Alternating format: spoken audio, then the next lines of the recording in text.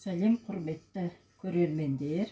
Бүгін сіздермен творог жұмыртқа қосылған рулет жасаймыз. Оған керекті заттар: 3 жұмыртқа керек, азырақ қант керек, азырақ творог және азырақ банан қоссаңыздар да болады, өз қалауыңыз бойынша. Енді жасауға кірісеміз. Жұмыртқаны сарысын бөлек, ағын бөлек аламыз.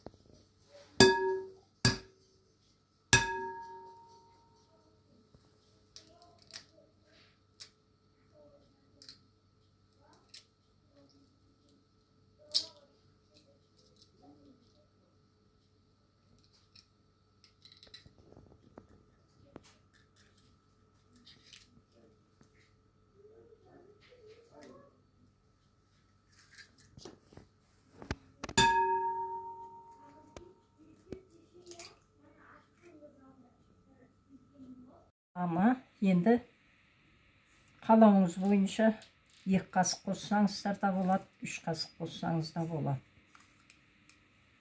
3 қасық қант қостық.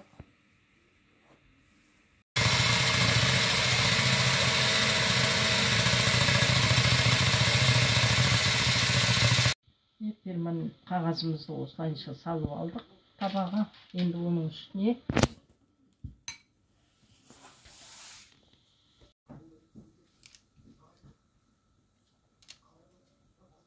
осылайша қантпен араластырған жұмыртқаны осылай жағып аламыз.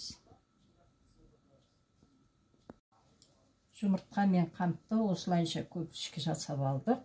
Енді осылай духовкаға пісіріп аламыз. Міне пісті, дайын болды. Енді оған нанымыз дайын болды. Енді оған творог саламыз үстіне. Егер де қаласаңыздар, банан салсаңыздар да болады. Мен банан салмаймын. Өздеріңіздің қалауыңыз бойынша.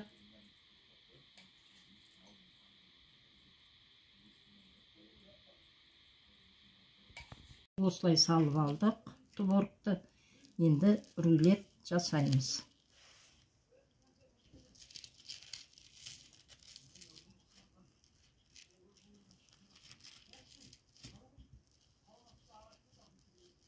Рулетіміз дайын болды. Енді осылай кесіп турап қойсақ та болады.